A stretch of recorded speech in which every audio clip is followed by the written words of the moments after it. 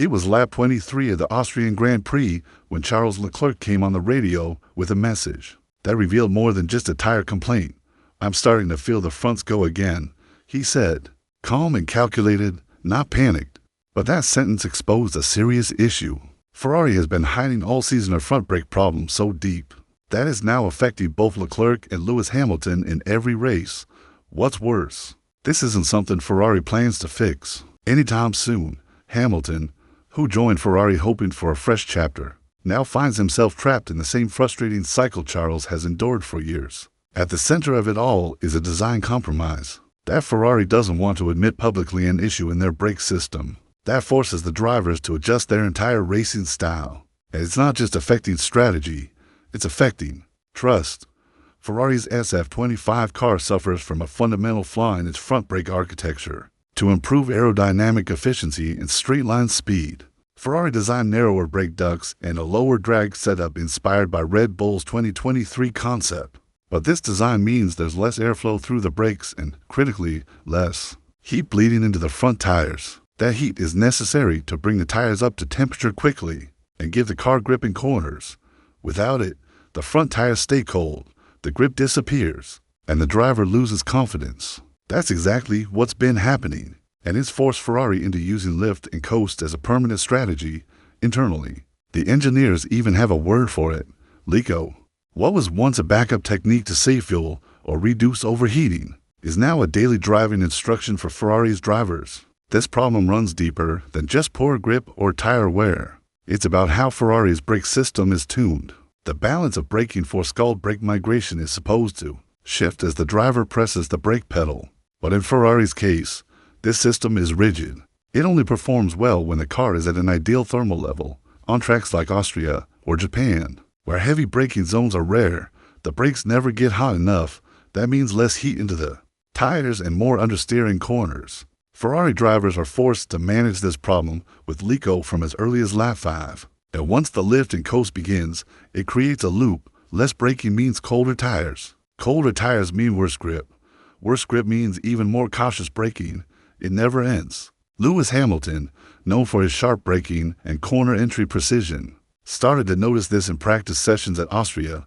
Brakes are not consistent, he radioed. He wasn't being vague. He meant the brake bite point was floating, something you only feel when cooling across the brake disc is uneven. That floating bite is one of the worst sensations for a driver. You don't know when the car will start slowing down. One corner might feel fine, and the next might send you wide into the gravel. At Mercedes, brake behavior was almost sacred. Engineers spent years perfecting it around Hamilton's unique style. At Ferrari, it's becoming unpredictable, and worse, it's starting to change the way Hamilton drives. In the race, Hamilton adjusted his braking points by up to 7 meters over a single stint. Not to push the limits, but just to find a consistent entry. That's not normal for a driver of his level. That's survival. And you could hear it in his voice. He didn't sound angry. He sounded analytical, detached, like someone who already knows the problem isn't going away. For Charles Leclerc, this has been the story for years. He's been asking Ferrari to change the front brake packaging, to redesign the cooling channels, the duct layout, even the materials used in the drums. But every winter, the answer has been the same. It's not a priority. The problem doesn't show up in simulator data or practice telemetry. The numbers look stable. But during a real race, when braking zones shift, tires degrade, and wind conditions change, the flaw reveals itself. That's when the drivers lose trust in the car. That's when a small issue becomes a race-defining problem. And now, it's not just about confidence, it's about Ferrari's long-term competitiveness. On paper, Ferrari's 2025 season looks fine. They're second in the constructors. Leclerc is close to the top 3 in the championship, and Hamilton has found some consistency. But under the surface, the brake issue is bleeding performance. Not in blowouts or failures, but in quiet, invisible tenths lost during every qualifying session and race. At Austria, for example, Leclerc qualified just 2 tenths off P3, but those 2 tenths came entirely from Sector 2, where corners like Turn 3, Turn 6, and Turn 9 depend on strong front grip.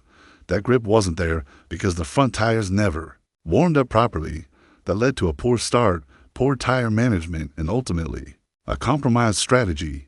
This happens over and over again. Silverstone, Spa, Monza. These are all circuits where high-speed braking matters most. And if Ferrari can't fix their brake heating issue, they'll be forced into conservative racing all season. This isn't the first time Ferrari's design choices have created problems that linger for years.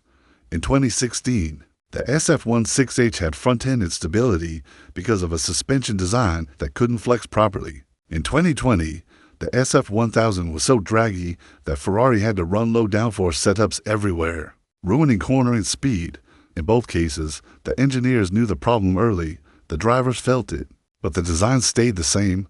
The SF25's brake flaw is part of that same pattern, a refusal to admit design mistakes because of internal culture. Changing the brake duct layout mid-season would be an admission of failure, and historically, Ferrari's senior engineers resist that. Meanwhile, teams like Red Bull and McLaren are adapting. Red Bull redesigned their brake drums and disc shrouds. Between Imola and Barcelona, McLaren added airflow tweaks to improve how heat flows into the tires. Ferrari, they've stuck with the same layout since Bahrain. Fred Vassar knows this history, but inside Ferrari, the debate is no longer just technical. It's cultural. Engineers are split.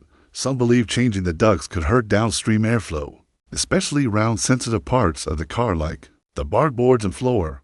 Others believe that if the issue isn't fixed soon, every new upgrade will be useless because the car's mechanical base is broken. Fixing the issue would mean more than just building new parts.